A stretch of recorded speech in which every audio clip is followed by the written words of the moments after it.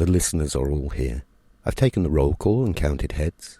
There are a few absences from last week, but all their mothers have helpfully and dutifully contacted us with plausible excuses, and they will be excused this once.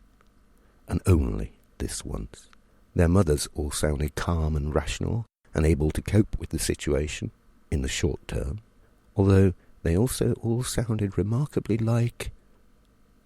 But that's another story. Maybe. Even the handwritten notes we received bore the uncanny resemblance too. But I digress. Now we are all here, mostly. It is time for Gallatry FM. Today's question: what is a menhir?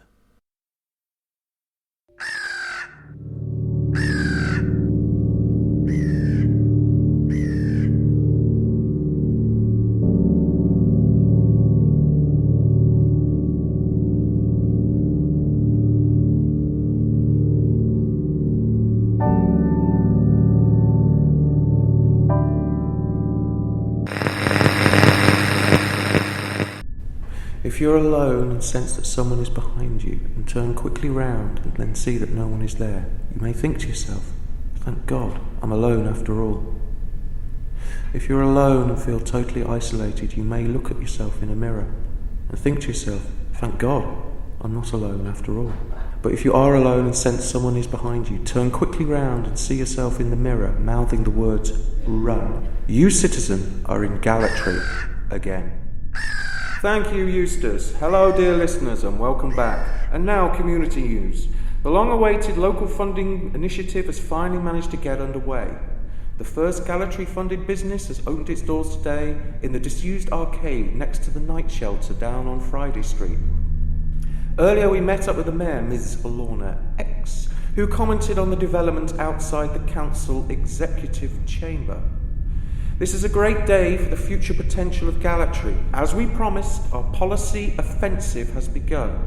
We're taking your hard-earned tax dollars and begun investing them back into Gallatry to build a new thriving economic quarter, bringing well-needed jobs and revitalising the old zombie area of town to boot. I'm pleased to announce that the landmark scheme called Funding Hope for No Hopers has finally got its first business off the ground. She continued. Of course, you cannot make an omelette without breaking eggs, so we'll have to close the night shelter on Friday Street until further notice in order to clean up the area and make it more attractive as a business destination. We cannot have a load of homeless people and zombies in tracksuits putting the Funding Hope for No Hopers campaign in jeopardy, as we have just got our first business startup. We asked the mayor where the homeless would now go to overnight. She cleared her throat and replied, "Let's be clear, there are only 3 things that can stop our economic development here in Gallatry: asking pointless questions, homeless zombie scum, and asking pointless questions. Thank you." Such leadership is a breath of fresh air, I'm sure you will agree, dear listeners. And that's why the body was found in the void behind the fireplace. Now, let's go over to our business desk. What is this new business that has opened today? I hear you whimper. So we went down to Friday Street and had a look-see. Admittedly, we had expected a call centre, a drug testing clinic, or a sweatshop to provide the much-needed jobs here, considering the level of skills and ambition available in the town. But the new business is jauntily named Pirate Pete's Pizza Place and is a themed pizza delivery company, apparently. We asked the owner, Pete Perfecto, on how he came up with the name.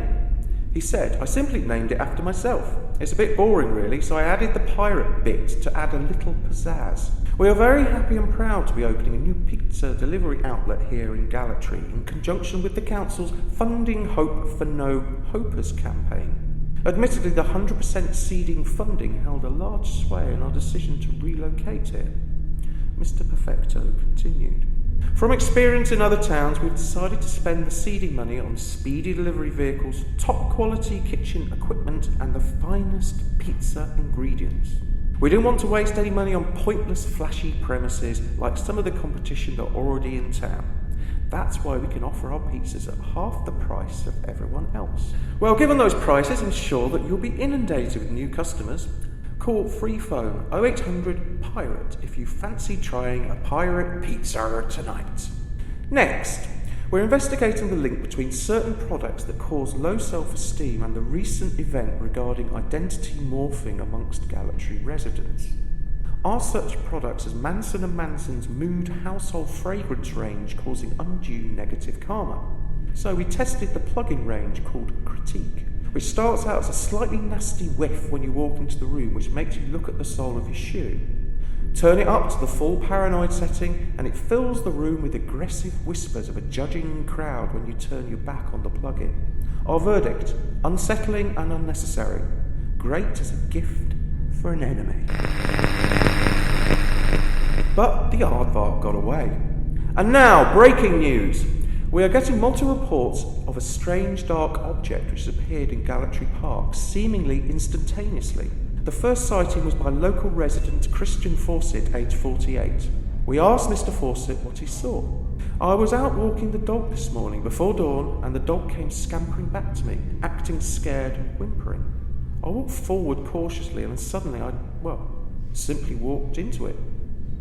It? We asked. Mr. Fawcett continued. It was as if I'd walked into a wall with my eyes closed. The surface is smooth and cool, not entirely cold. I suddenly became aware that it was conscious of my presence, and at this point I decided, to run. I ran as fast as I could until I reached the park gates. There I caught my breath. I was stooped, wheezing, leaning on the gatepost with the dog at my heels, and then I looked back into the darkness. What did you see then, Mr. Fawcett? Although it was completely dark apart from the stars in the sky, all I could see was this large black silhouette across the horizon, square, angular, simply sucking everything into its murk self, as big as a building.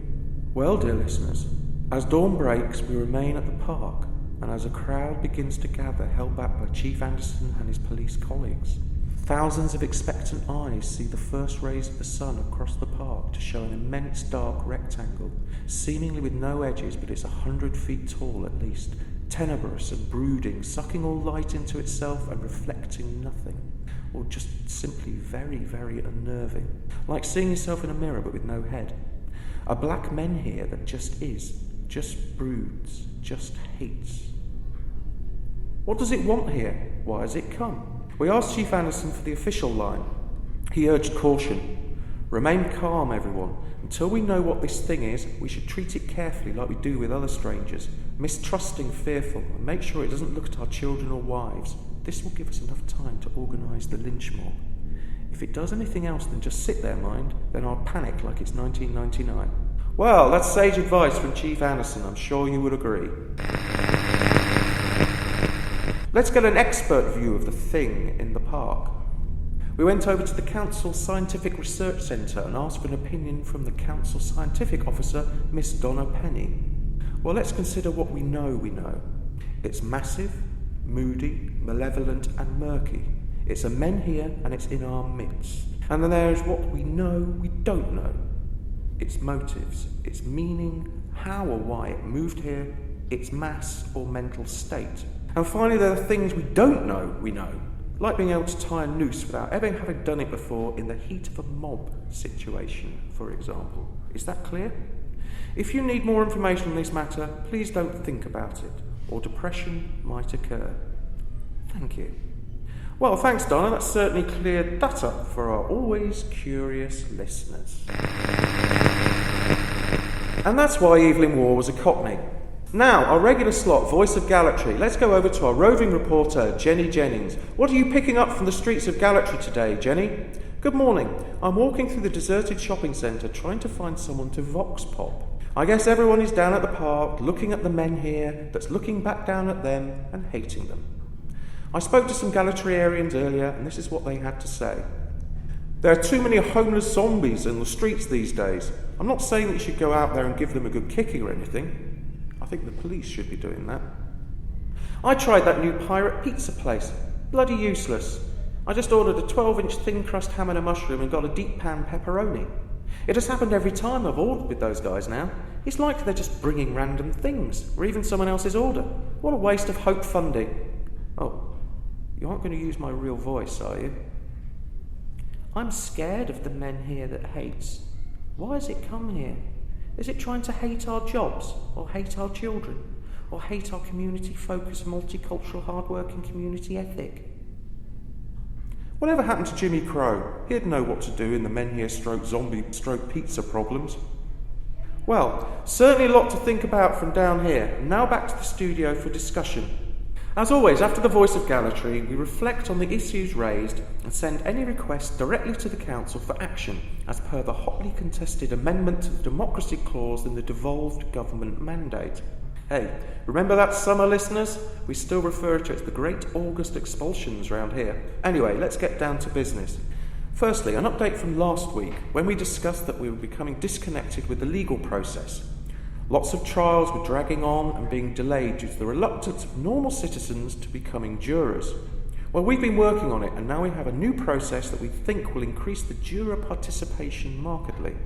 The main reason that people don't want to become jurors is that most cases involve boring crimes, and the jury is really only concerned with the guilt or otherwise of the accused. So we suggested the following wheeze. Every citizen is on a council database. We simply pick out the name at random every Saturday night after the lottery and go and arrest the person concerned. This individual will now be known as the guilty party, and the court proceedings sit entirely with the jury. As the guilty party is already guilty, there is no need for an expensive judge.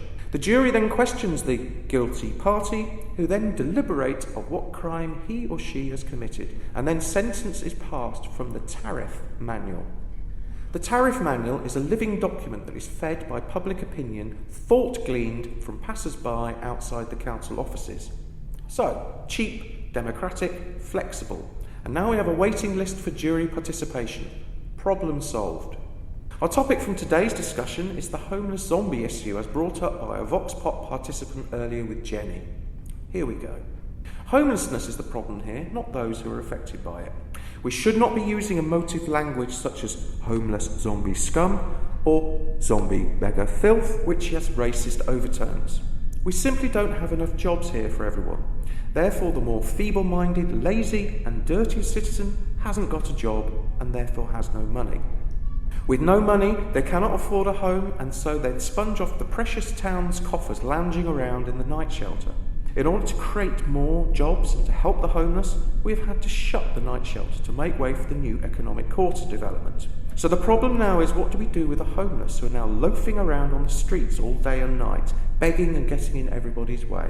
What more can be done to help these people? Even the applications for the Funding Hope for No Hopers scheme had no uptake. Frankly, it's their own fault. We just want them to go away now. So here's the plan. We don't want to make being a homeless zombie illegal per se, as this might be considered discriminatory. So we're going to find those loafing on the civic streets and designate an area where the various homeless brethren can be concentrated, where there is no pavement tax, as we now call it. As of this morning, we have nominated Gallatry Park as being underutilised by legitimate park-going citizens due to Menhir fear. Call it a concentration area, or camp, if you like. Remember, economic quarter creates jobs. Jobs begets money. Money begets housing. Homelessness no longer an excuse. Feckless homeless hidden behind a giant black Menhir until they get off their lazy backsides and get with the civic programme here. Problem solved. As I speak, I've just received an email from the Mayor, Ms. Lorna X, saying, just do it. And this has been copied to Chief Anderson's office, so I expect that we should have some results soon. This job is just peachy.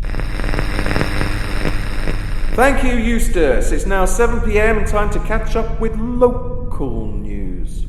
Reports have been coming in of fast food crime on the roads of Gallatry. Pizza delivery moped drivers have been reporting that they are being followed by unmarked moped drivers. Then when they stop at the lights or to make a delivery, the second moped rides up alongside them, raises the Jolly Roger of a pizza warming bag and attacks them, stealing the spicy cargo and making off into the night. There is a suspicion that this is related to the opening of the flagship Funding Hope for No Hopers business, Pirate Pete's Pizza Place, recently, although we cannot confirm this. We have an update from the Chief. We have been following up some leads relating to the pizza piracy. We have been round to Pirate Pete's place, but it's deserted. There is nothing left. No ovens, no ingredients, no staff, and an empty safe. This is why many customers were reporting on not getting their order. It was simply stolen from someone else. The only thing we found was written on this faded menu on the counter. Pirate Pete thanks you for the money. So long, my hearties. Other shores await us, you suckers. He paused, reading from his notebook. We think that a Mr. Pete Perfecto has something to do with this, and we're seeking him actively as we speak. Thank you. I'm sure that Chief Anderson will get his man. In other news, we are receiving reports of a large gathering in Gallatry Park. We're going over there to have a look-see what's happening. It's an eerie sight down here. There are thousands of zombies dressed in sportswear, dragging sleeping bags behind them, and are stood motionless around the hateful Menhir in many perfect concentric circles, as if in some kind of demonic maypole dance. They have been standing here motionless now for almost an hour. There's a real sense of anticipation. Other than my voice, there is hardly a sound anywhere in the park, as the giant black presence is sucking in sound as well as light. Any noise simply gets eaten away from my lips as I speak. Dead, like a thick fog has come around everywhere and is obscuring sound like a blanket. The place seems unusually dark, as even the streetlights fail to make an impact. The Menhir seems to be radiating darkness. All the zombies are now turning in unison and face outwards from the Menhir. They have all opened their mouths, heads back, expectantly. Wait, the ground is trembling slightly, and there is a very low rumble from under our feet. It's like a...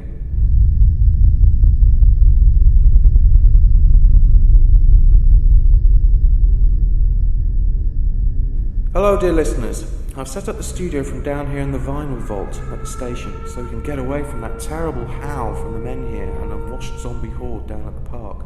I've been consulting the Observer radio presenter manual for the correct course of business continuity in the event of howling Menhirs, but a page has been ripped out, and all that's left at the top of the page is the word mono. It could be a useful piece on Menhirs or monoliths, or it might refer to a mono recording. I don't think that's pretty unlikely in a radio presenter's manual. So I've consulted Donna P. from the Council Scientific Research Centre, who's been doing some analysis on the terrible noise that is stopping the whole of Gallatry from a welcome bit of peace and quiet. Let's hear what she had to say. Well, we have analysed the sound and come up with a couple of theories. The energy source seems to be the huge Menhir, but the actual sound is coming from the 4,000 or so zombie tramps. We're not sure what the message means and whether it is the Menhir or the tramps communicating with us. We then did some research into audio phenomena and raided every book we could find in Gallatry for information on sound and recording techniques. But we feel we now have a breakthrough. We speeded up the howl several hundred times and the message becomes clear. Listen.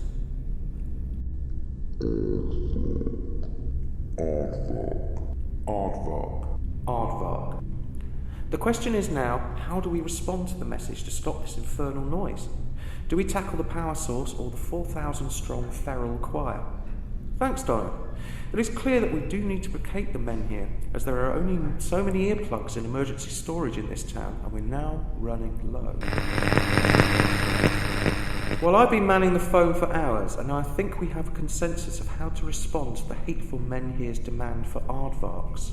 After discounting the rather more stupid ideas such as go and get a job, you lazy piece of rock, or Stanley Kubrick was right to drop you after 2001, Mr. Noisy, we've decided to respond to the Menhir with the word sherbet, given out on placards for every citizen to carry around their necks, and more importantly have decided to reopen the night shelter and cancel the pavement tax as the economic quarter is again deserted after the Pirate Pizza business/crime fiasco. As dawn breaks, I have been sleeping to the lovely Gallatry-style silence after the howling has finally stopped. It seems like our plan works, dear listeners. With somewhere to go, the zombie tramps have returned to Friday Street, and the Menhir simply disappeared as mysteriously as it had arrived. But what lesson should be drawn from this episode, dear listeners? Perhaps we should listen to those with no voice, because a sneering hatred from the pavement can quickly turn into a powerful sonic force when given a powerful ally such as a Menhir. We all need to get back to normal. However, we all know that something has changed and we can never actually go back. Beggars now ask for change and simply open their mouths and point to the sky if no money is forthcoming. We all know that the Menhir could come back and that we have run out of earplugs. An uneasy peace has broken out. The sports shops will be robbed again. The pavements will be spewed on again, and the normal citizen would quake when they walk past the prostrate, gurning zombies again. We never did hear of Pete Perfecto again, although we did hear tell of a pirate party standing for a council election in the nearby borough of Falls. From under the Centenary Bridge, the moans become louder and louder, the tortured voices joining in a haunting unison. Any evening, any day, you'll find us Brideshead Way. You'll find us all doing the evening walk in Gallatry.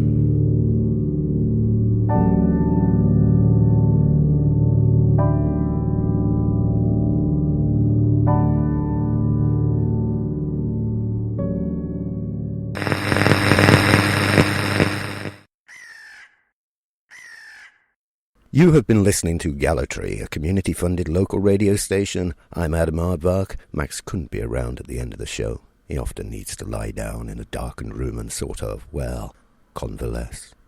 If you enjoyed today's show and want to know more or simply express a simple and not very cogent opinion, then email us at welcometogallatry@gmail.com. You can tell us what you think, although we might already know what you think. Or failing that, if you genuinely have no idea, we can helpfully provide some new ideas that you can call your very own. Ideas that you can share with your friends and family and become a much more interesting and likeable person, if only to yourself.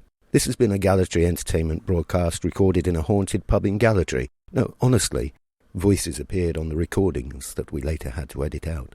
I think we got them all, but who's to know for sure? Anyway, Gallatry is performed by Max Black, written and recorded by Max Black and Adam Aardvark, is copyright Gallatry Productions 2015. Thanks for listening. But remember, on your next journey home, Gallatry may be just around the corner.